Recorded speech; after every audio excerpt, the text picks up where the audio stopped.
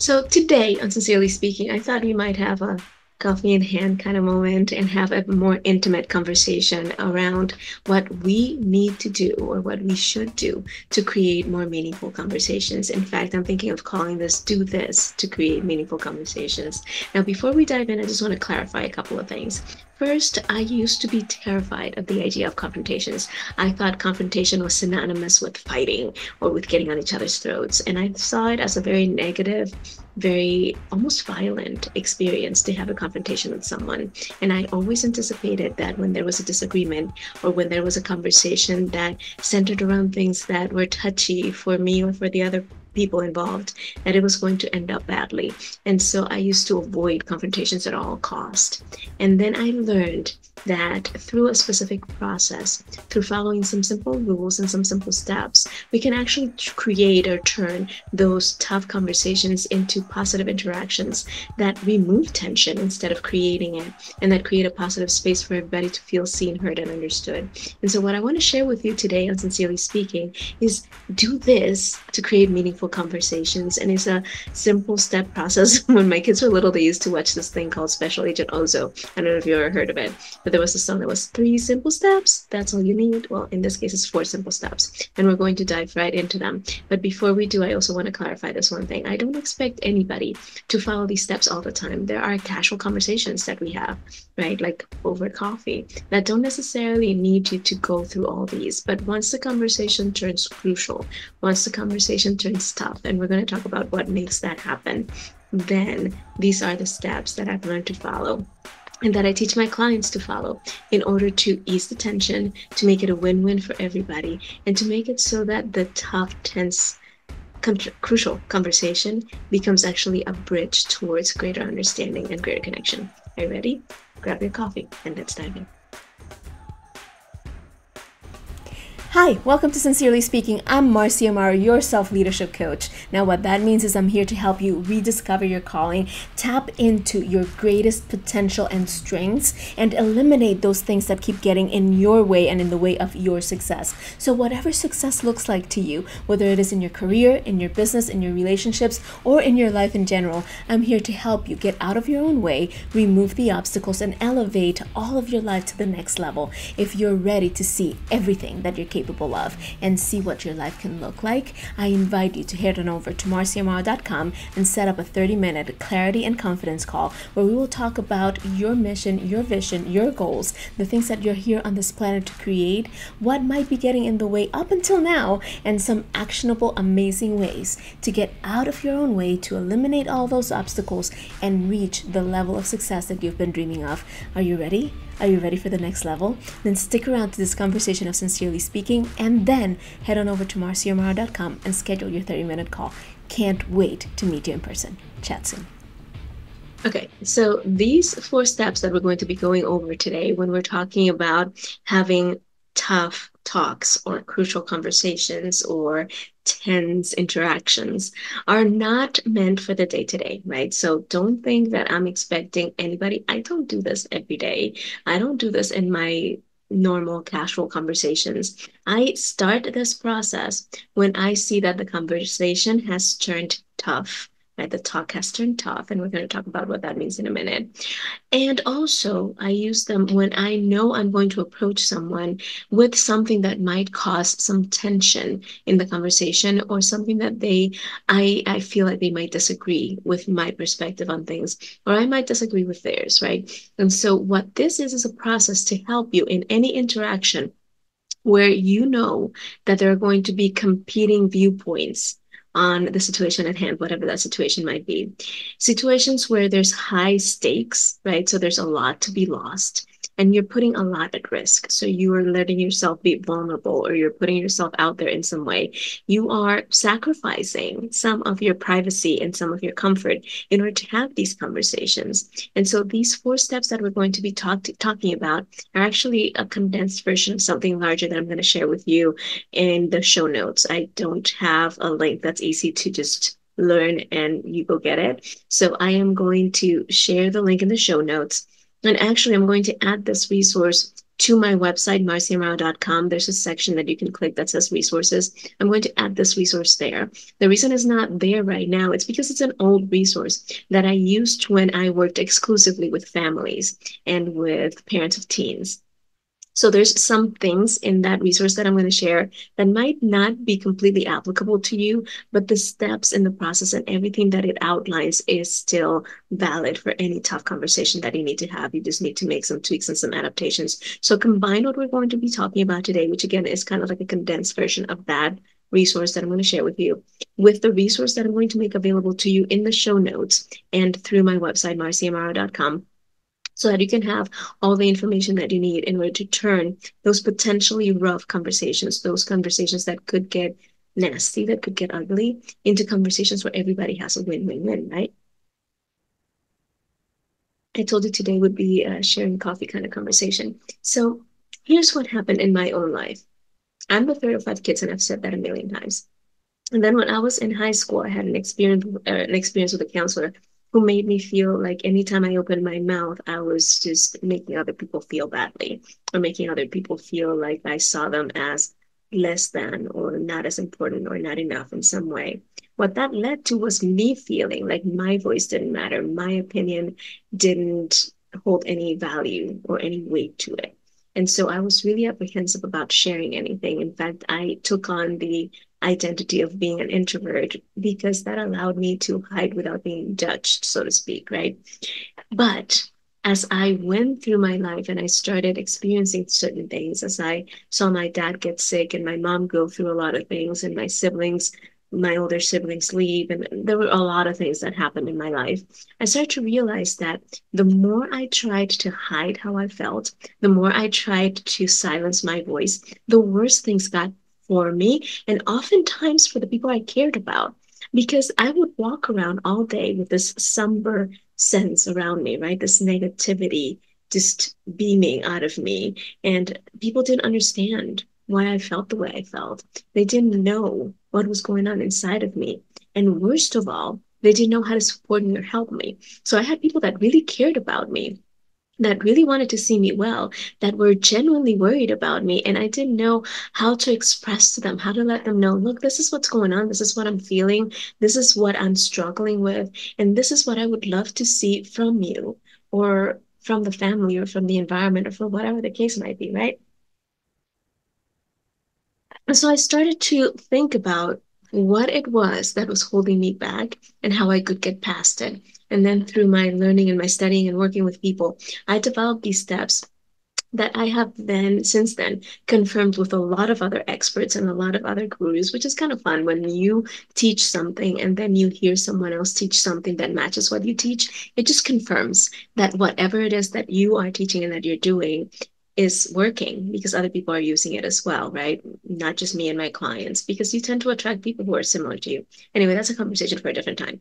But here are the steps. I'm just going to mention all four of them first, and then I'm going to go into detail on each one. This time, I'm going to be looking at notes. So if you see me looking down, if you're watching on YouTube, that's what I'm doing. I just want to make sure that I don't miss anything and that I don't mess anything up, right? So here are the four steps. The first one is clarify intention. Clarify intention. And this shouldn't come as a surprise to you because if you know anything about anything that I teach or anything that I do, I always start with awareness and clarity, right? So clarity, clarify intention is the first thing. The second step is set the stage. Set the stage. And we're going to talk more about what that means in a minute. Then check yourself. That's the third step. Check yourself. And the last one is get curious, which also shouldn't surprise you too much, right? So again, the four steps: clarify intention, set the stage, check yourself, and get curious. Those are the four steps. And these four simple steps are going to, if you implement them when implemented correctly, are going to allow you to create a space where everybody involved in the conversation feels seen, heard, and understood. Now, notice I didn't say that it is going to create a scenario in which all the problems get fixed and everybody walks away completely happy. That is not what I said. Nobody can promise that. And if anybody out there is promising you that, they're lying to you. They're just trying to get your money, so run from them. That can't happen. But if you create a scenario in which everybody feels seen, heard, and understood, then at the very least, what's going to happen is that at the end of that conversation, you're going to agree on a next step, right? And everybody's going to feel like they have a possibility of getting a win out of this situation. So it might create a possibility for a win, win, win, win, however many parts are in there, right? Where everybody feels like they didn't get everything they wanted, they didn't get things working out exactly the way they thought, but they can see the good and the benefit and the positive in the way things did turn out. And at the very least, it's going to enhance your connection with these people because the space that is created, where again, everybody feels seen, heard, and understood. It's an open space in which everybody has equal billing, so to speak, and in which everybody feels like, okay, at least I didn't get what I want, but they didn't get exactly what they wanted either.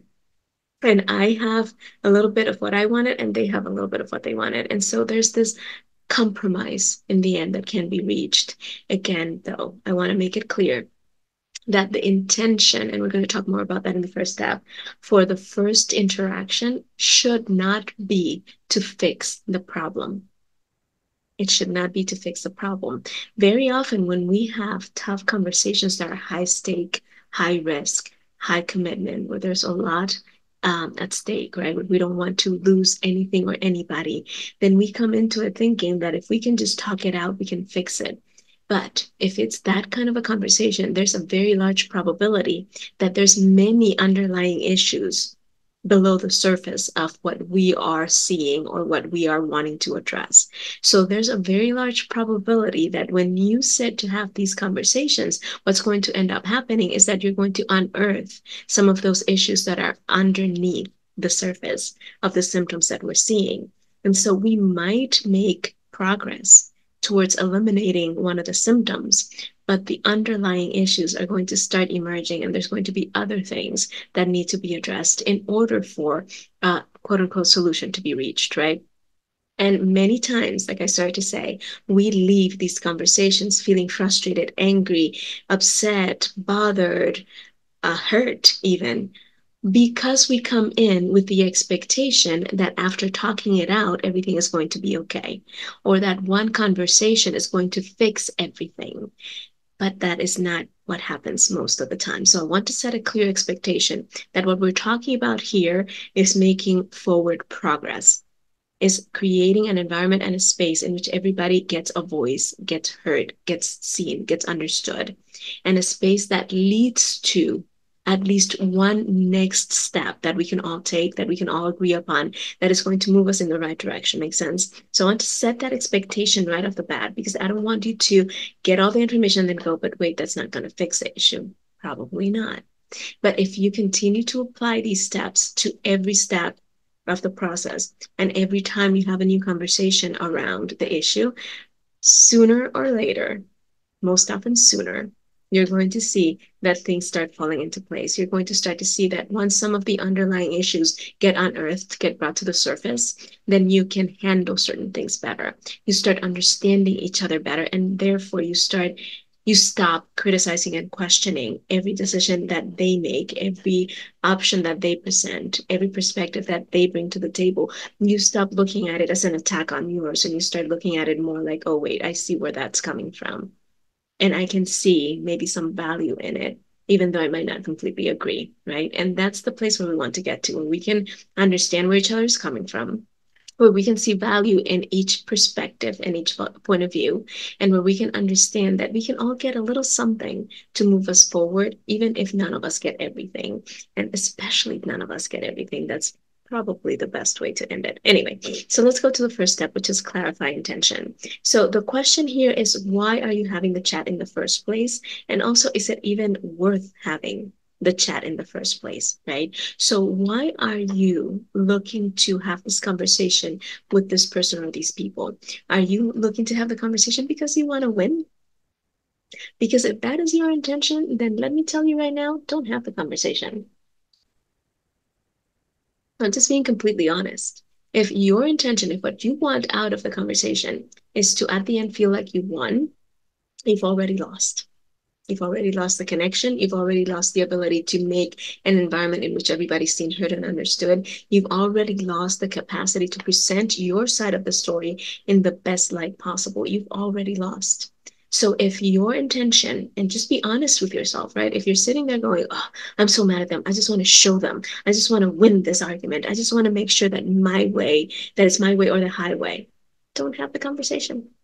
If that's how you really feel, you can probably use some sort of manipulation to get your way. You can probably use some sort of coercion and violence. You can probably use a million other tactics out there that are going to get you what you want, but are going to destroy the relationship in the process. Just saying. So check your intention. What is it that you're really wanting to get out of this particular conversation? Are you wanting to just make sure that everybody has a clear understanding of where everybody else stands? That's a great intention to have.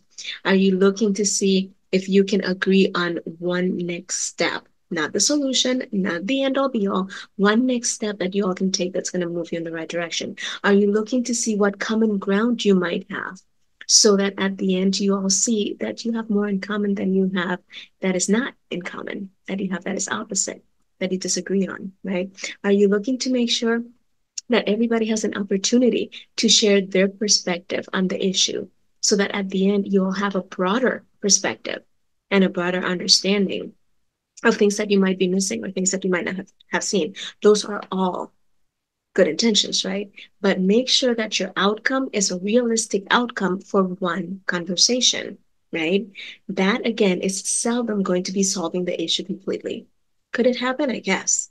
But I don't think I've ever seen that happen where just one conversation fixes everything. One conversation can make you feel like there's a solution and like you're gonna be okay and like there is a fix in sight, but it's not going to fix everything. So make sure that whatever outcome you bring into the conversation is realistic and also make sure that it's expressed, right? So when you invite people or the person into the conversation, let them know, look, in this conversation, all I would love to see happen, the only outcome we should be striving for is to have everybody understand everybody else's side.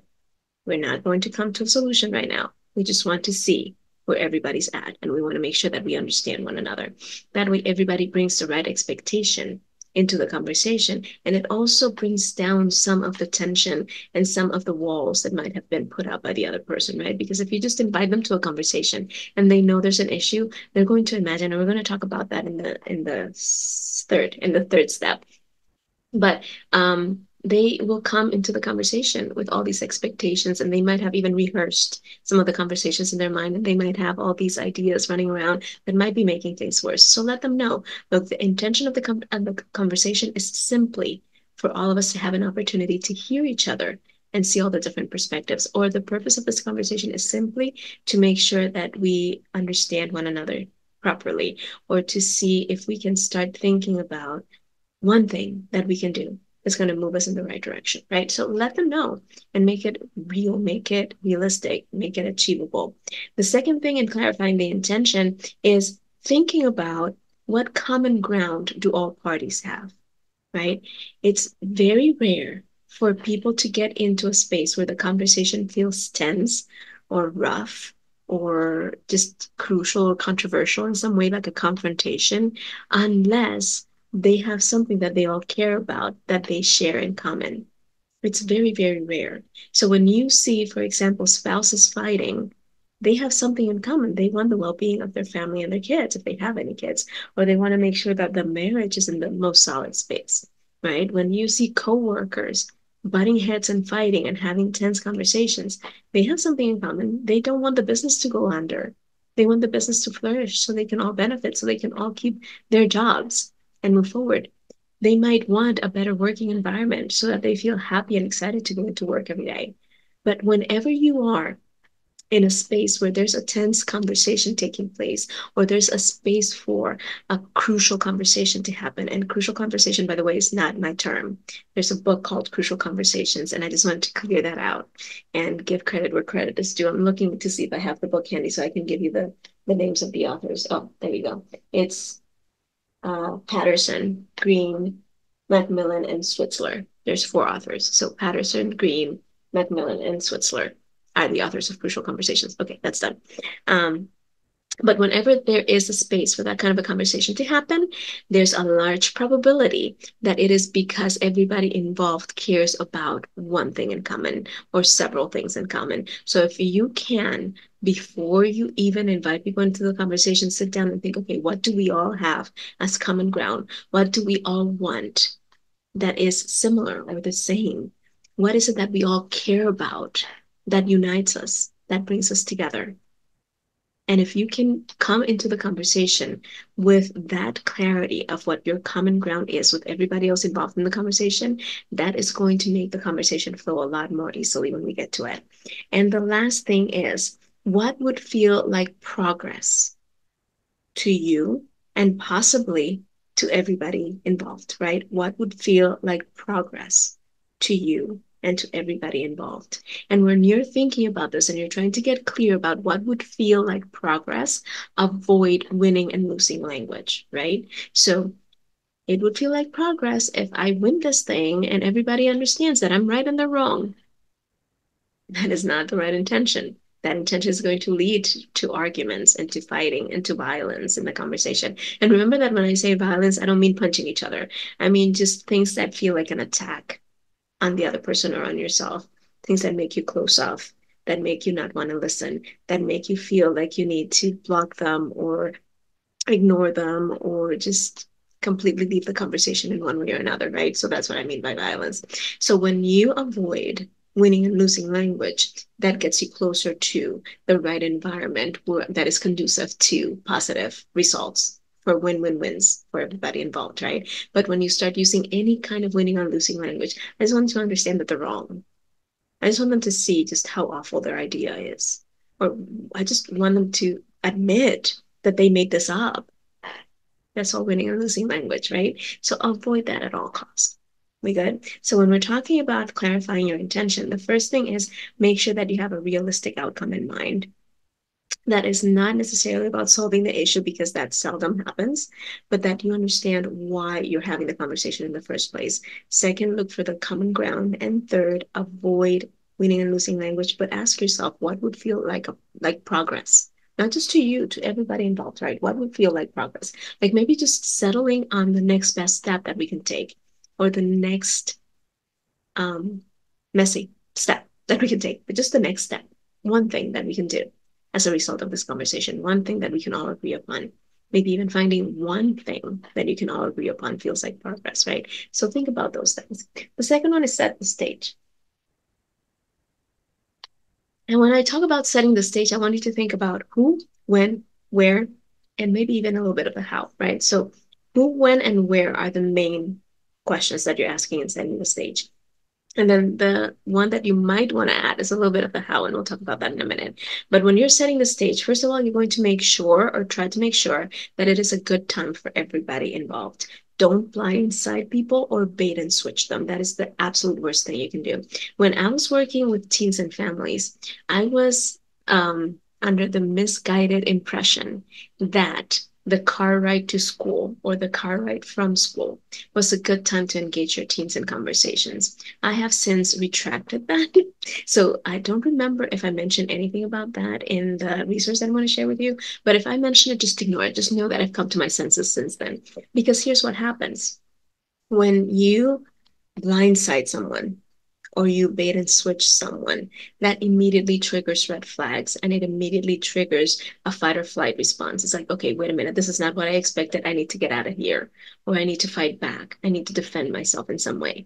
So while being in the car with your teen does make it so that they can't run away, it also makes it so that they can't run away. So they feel trapped, they feel tricked, they feel unsafe, and they might even feel a little bit like they're being kidnapped in a way. And I know that that's a strong statement to make, but they might feel like they're being kidnapped because you are holding them against their will in a space where they don't want to be.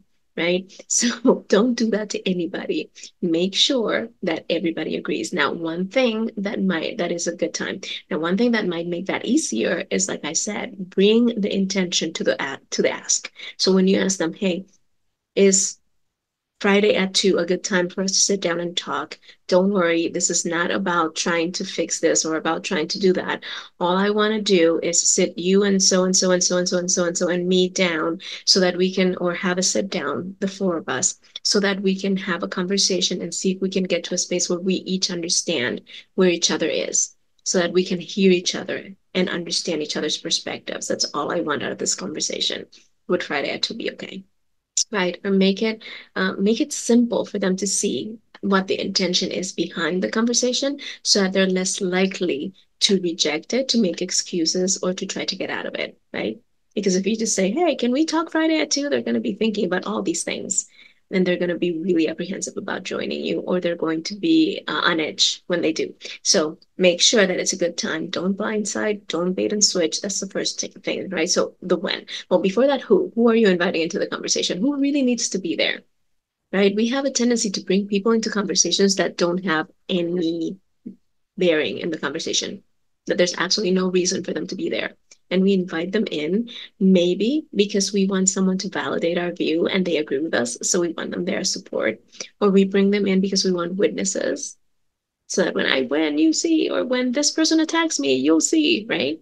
We want witnesses. Or we want just more fuel to the fire, because somehow we feel like if this person is there, then that is going to antagonize this other person, or it's going to make it harder for this other person to say certain things, right? And we just want to add fuel to the fire. But none of that shows goodwill. None of that shows positive intent. None of that shows that you really want what's best for everybody. And so, unless you really feel like you're in danger, make sure that the only people invited are the people that have a say in the conversation or in the situation. The only people that are truly invested, that truly have anything to do with the situation that is presented itself, right? Now, if you really feel like you're in danger, then don't have the conversation in a private place.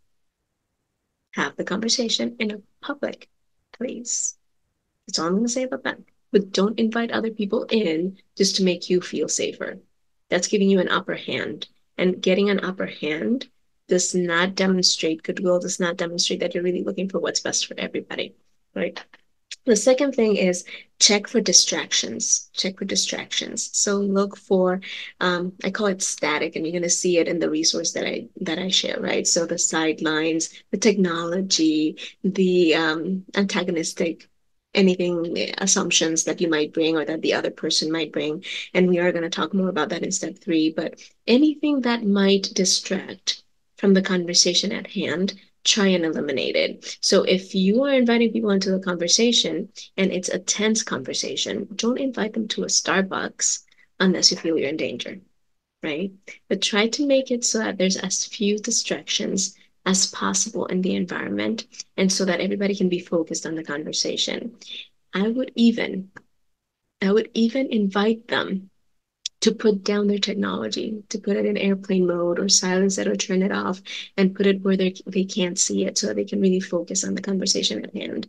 If you don't feel like that's something that you're willing to do right yourself, or you feel it's going to create more tension, then don't do it. But try to pick a place where you can have the conversation with the fewest possible distractions, right?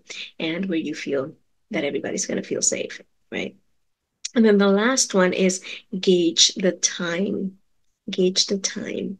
A lot more time for the conversation than you think you're going to need. Because once everybody starts talking, once everybody starts sharing, once everybody is inputting and giving their perspective, even if it's just the two of you, chances are that things are going to come to the surface, that things are going to bubble up that you didn't anticipate or expect. So if you're thinking it's going to take me 15 minutes to have this conversation, plan for 45 or at least half an hour. If you think it's going to take you an hour, plan for an hour and a half or 2, because it's very likely that it's going to take you longer. And if it takes you less, then everybody's going to be happy that you gave them time back, right? But when you do the invitation, when you ask them to join you in this conversation, tell them how long you think it's going to take and be honest about it and add more time, right? Like you can tell them, look, I'm looking to have this conversation with this, and that person, you and me.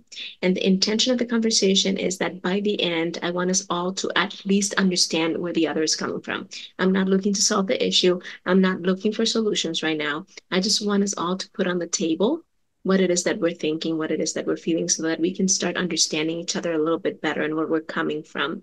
I anticipate that this conversation is going to take anywhere between 35 and 45 minutes. So could you set aside an hour just so that we're not rushed, and that if anything happens or anybody's late or anything at all comes up, we'll have plenty of time to have the conversation without feeling rushed or without being cut in the middle of something important, right? And I was thinking maybe we can have it Friday at 2. Listen to all the details that I added to that invitation. That makes it so that some of the tension lessens because they understand exactly what we're looking at of the conversation, who's going to be there, how long it might take, and when you want it to happen. So you're giving them enough details so that they don't have to start imagining things that might not be anywhere near what the truth is or what the intention is or what the end result is, right? And if you say this to everybody that you're inviting into the conversation, if it's more than one person, then there's a greater probability that people are going to come into the conversation with the right mindset to share the right things instead of trying to blindside you or anybody else with additional information that is not conducive to having the result that you're looking for, the progress that you're looking for here, right? So that's the second one, set the stage. Then we're going to check ourselves, check yourself.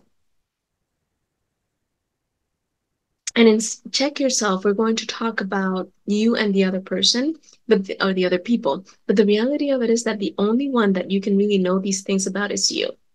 So the invitation is to, yeah, if something comes up where you're like, oh, I'm betting this other person is thinking or is seeing this way or is whatever, look at it for a minute, right? Get curious about why you think that's what they're perceiving or that's what they're thinking. Maybe even write it down somewhere so you can release it and get it out of your brain, but then try to push it aside because you don't know what the other person is thinking at all. You can't know unless you ask them. And even after you ask them, they could tell you partially. They could tell you something that is not really what they're thinking. They could tell you something completely opposite, right? So the only one that you can know for sure is you. You. So check these things for yourself and then think about what bubbles up. Because as you're thinking about yours, it's inevitable that you're going to think, oh, but I bet so and so is thinking this. Hmm. I wonder what made me think that she would think that. Let me write it down and push it aside, right? Like once you're done with that, I'm going to tell you what to do with that paper in a minute. But you're going to check yourself with three things: stories, assumptions, and expectations. Stories, assumptions, and expectations. So those are the three things you're going to check yourself for. Stories are your fabricated explanations of how and why things happen, right? So stories are your fabrications about how or why things happen. So let me give you a for instance. Let's say that you went into work and there was this report that you needed to get from someone else so that you could prepare your part of a presentation that you're going to deliver. You get to the office and the other person did not prepare the report or did not get it to you. You don't have the report. So you can't proceed with your side of things. You think to yourself, oh, this person is so freaking irresponsible. They really hate me. They want me to fail because they want my job. And if they don't do their part, I can't do mine. And I'm the one that's going to look bad because I'm the one giving the presentation. But if they don't do their thing, then I can't do mine. And they're just so irresponsible and so awful. And they just hate me. And they want me to get fired so they can get my job. The fact, the only fact, is that you don't have the report. Everything else in that inner conversation is a story. You made it up. You made an explanation. You made a whole understanding of what happened based on one fact. You don't have the report. The report is not where you expected it to be. That's the only fact. So you can contact the person. And instead of saying, hey, do you want me to lose my job? Blah, blah, blah, blah, blah, and going off on a deep end based on your story, you can just say, I got to my office and I don't see the report on my desk. Do I need to know anything? Is there anything I need to know about this? They might tell you, look, I was in the hospital all night because I ate something that gave me food poisoning or whatever. And you might find out that there's a legitimate reason why the report is not on your desk. Or you might find that they're on their way to get it to you. Or you might find that something changed the report and whatever. But you'll find the facts if you eliminate the stories, right? So when you're facing a crucial conversation, a tough talk, whatever you want to call this, if you can stop for a minute and separate the facts from the story, what are the actual facts I have versus the stories you're telling yourself? And then you can say, you know what? These are all things that I created in order to explain, or these are just the ways I interpreted the situation and just go with the facts. That is going to take you a long way in having a more meaningful conversation. Then assumptions. What are you assuming about them? Do you assume good intentions? Do you assume bad intentions? Do you assume that they are responsible people, or do you assume that they're not? Do you assume that they want you to do well, or do you assume that they want you to do evil, right? Or do badly, that they're evil? What are your assumptions that you're bringing in? Again, assumptions are things that we believe, not necessarily based on fact. So we jump to these conclusions based on our own interpretations of things, based on the stories that we're telling ourselves, based on prior experiences that might not have anything to do with that person or the people involved, right? So check your assumptions. What are you assuming?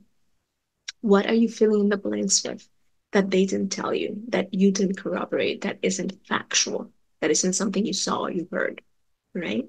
And then finally, expectations. What expectations do you have of these people, of yourself, of the situation? Are those expectations clearly communicated? Do they know that that's what you expect from them? Or do you feel like there's an expectation on you that they never told you, but they're acting like you missed something, right? Are those expectations fair?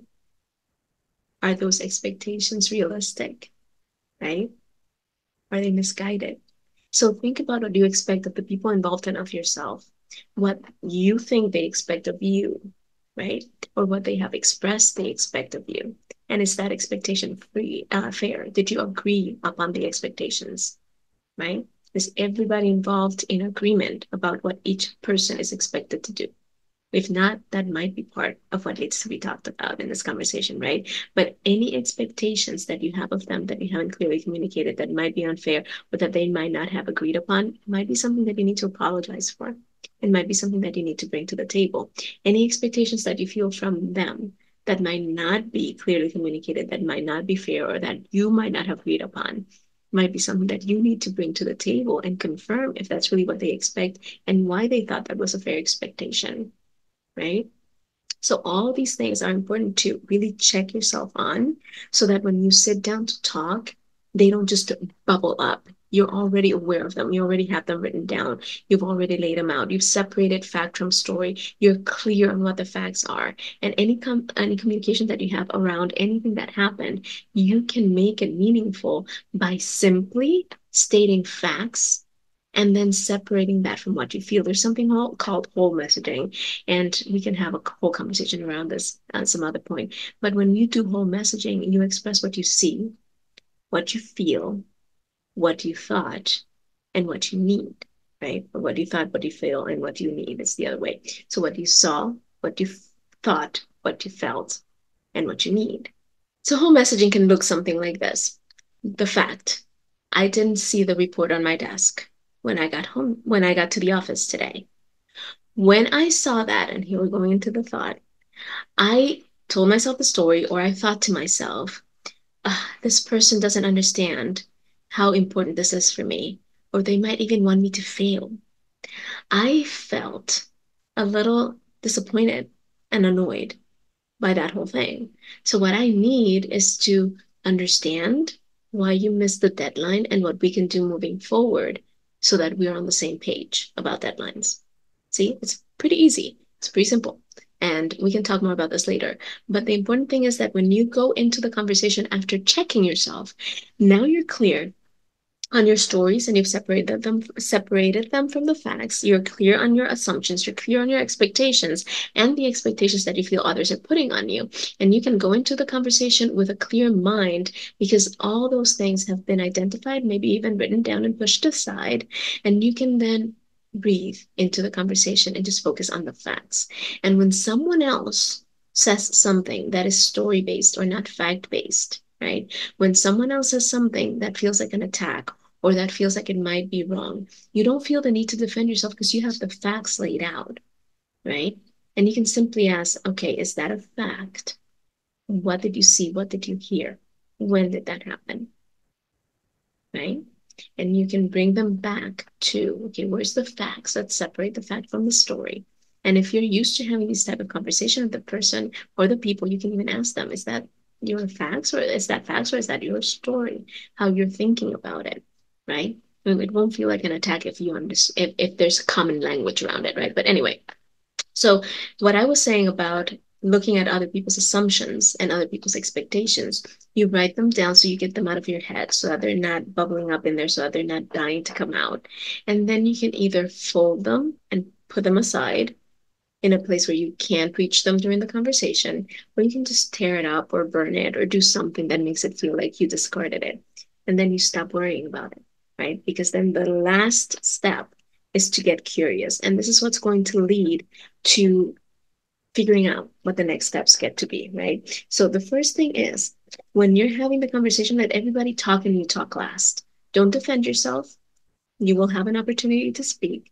You will have a chance to share your side, but let everybody else speak first. Try to make sure that if there's more than one person, they are giving each other space to finish before somebody else jumps in, right? So ask for their perspective. Give everybody else an opportunity to share. When they are saying things that sound off to you, that sound like they might not be completely true, or when they're saying things that really resonate with you and you're like, oh, that might be a good thing, write it down and then ask them for more information. Can you tell me more about that? Can you elaborate on that a little bit? Can you tell me more details, right? So invite more information. Ask first. Make sure that you hear their perspective, that they hear each other's perspectives, that their perspective gets shared in a full positive way, right?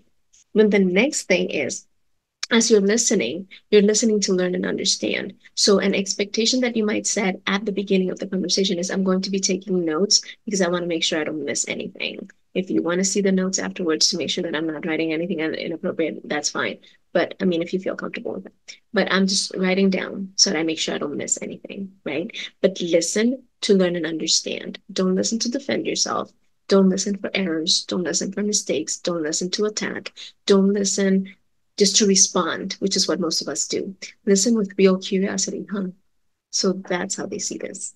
Mm, okay, so that's their perspective on this. Let me write it down. Oh, now I understand. Hold on, let me take down that note. Right. So listen to really mine for important information that is going to help you understand them and learn more about them and where they're coming from.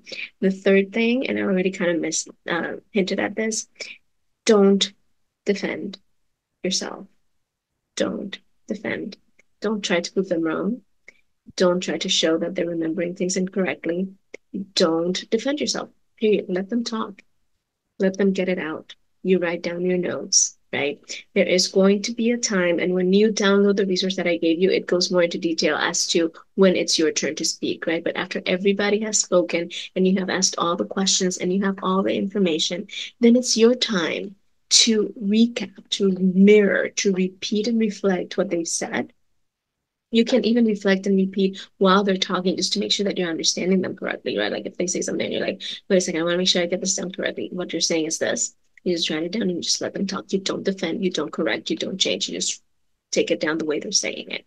After everybody has had their turn and you ask them to elaborate and you see that everybody has had their moment, and most of them, once they've said everything they have to say, you're going to see that their shoulders start dropping or they take kind of like a sigh or they relax in some way, like they let their guard down in some way. And it's not that you're trying to catch them off guard. It's just you want to make sure that they've had an opportunity to really vent and release everything that they need to vent and release. And some of them might get loud, some of them, it's fine, just let them be.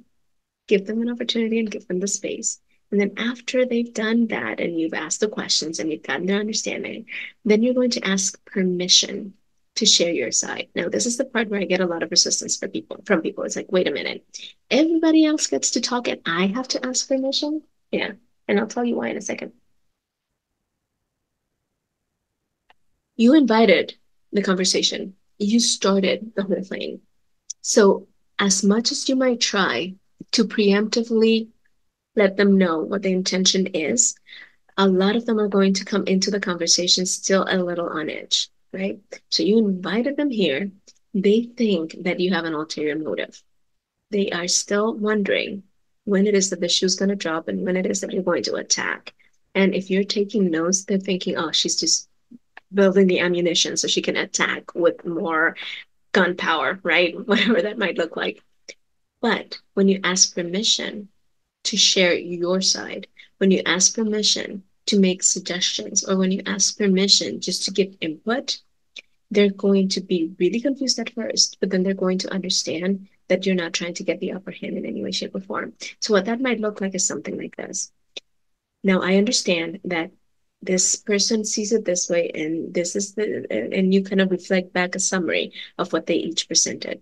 And then you say, would it be okay if I now shared my perspective, if I now shared my views, my facts? Most likely they're going to say yes because you just heard them all and you heard them really well. And you're going to present that in a whole language kind of space like I just shared, right? This is what I saw or heard. This is what I thought. This is how I felt. And this is what I would need, right? And then you let them process that. Don't defend, ask for permission, right?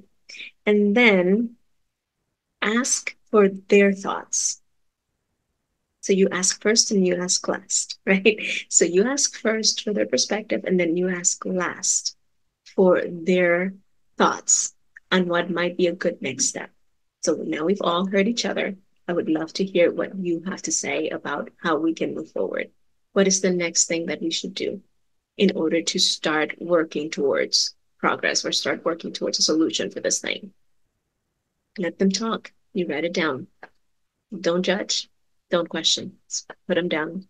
If you have a whiteboard or something where everybody can see, that might be a good opportunity for you to write down all the suggestions so everybody can see them, right? Once everybody has shared, or if nobody has anything to share, because sometimes that happens too. After everything is laid out on the table, they realize that they really have more in common than they thought, that they're really not in as big of a disagreement as they expected to be. And so they suddenly have nothing to say. They're like, oh, wait a minute, there's no issue here, right? So they have nothing to share. Or if they come to the end and there are some thoughts that you have that they haven't presented yet, ask for permission again and say, is it okay if I share what I'm thinking? Is it okay if I give you my thoughts on what we could do next? If they say yes, then proceed. If they say no, then be okay. So out of these, right? And don't leave the space without all of you agreeing on one next thing to do. And on the next time to meet, if you see that it's necessary to meet again, right? But come to an agreement, right? At the end. You good? Yes. And so make sure that you are giving space for everybody to be heard, for everybody to be seen, for everybody to be understood. Ask enough questions to make sure that you do understand and that everything is clarified and seen. Make sure that at the end, everybody has one thing that they're going to be working on in the next day or so to start making progress in the right direction. And if you feel necessary, set an appointment for the next conversation, right? So to recap, if you are in a space where you need to have a tough talk or a crucial conversation, however you want to call it, that might lead to confrontation in a not so positive way, then do these things. The four simple steps, right? Like Special Agent Ozo. You're just adding one. First one, clarify your intention. Make sure that your intention is beneficial to everybody involved and not just winning or not just getting back at people. Second, set the stage. Make sure that you know the who, the when, the where, and that everybody is agreeing on it, and communicate clearly what it is that you're trying to accomplish in that meeting. Third, check yourself. Make sure that your stories, your assumptions, and your expectations are in check, and that you've walked through the process of dumping down anything that you are assuming, anything that you are thinking about the other person that you don't have confirmation for, that you don't know for certain. Just write it down and push it aside. And then finally, get curious. throughout the whole conversation, what is going to save your relationships in that conversation, what is going to make the space for everybody to feel like they won in some way, for everybody to feel like they were seen, heard, and understood, is for you to approach it with curiosity and to give space for everybody to talk and just release the need for you to intervene or for you to say something or for you to share your side. You will have your opportunity. Just ask permission first. All right. So I hope this has been helpful. Again, I am going to share the link to the resource, the Tough Talks checklist is what it's called, in the show notes and in the description if you're watching on YouTube. Make sure that you go download that, with the caveat that it's an old resource that I created when I was working exclusively with families and teens. But it still has a lot of great information that's going to help you in any tough conversation that you need to have. And I will also post it in my website so you can access it that way. And in the meantime, if you feel like it's time for you to elevate your life to the next level, if you know that there's something more that you get to bring to the world, but you just don't know quite how, if you're ready to go from invisible to impactful, then it's time to explode your impact. Go on to marciamara.com and you're going to see a link at the top that says book your free 30-minute clarity and confidence call. Do that. Select a time in the next few days and we'll sit down and we will talk about what it is that you feel called and led to do. We'll talk about the things that might be getting in the way and what your next step could be in order to move out of feeling stuck and feeling invisible and feeling like you're not doing what you're meant to be doing in this world, and moving to feeling impactful and powerful. So go to marciamara.com, book that call, share this with anybody in your life that you think might find it useful. And if you haven't yet, make sure that you subscribe so that you don't miss any of my episodes. And we will see you next week here on Sincerely Speaking. Have a great day.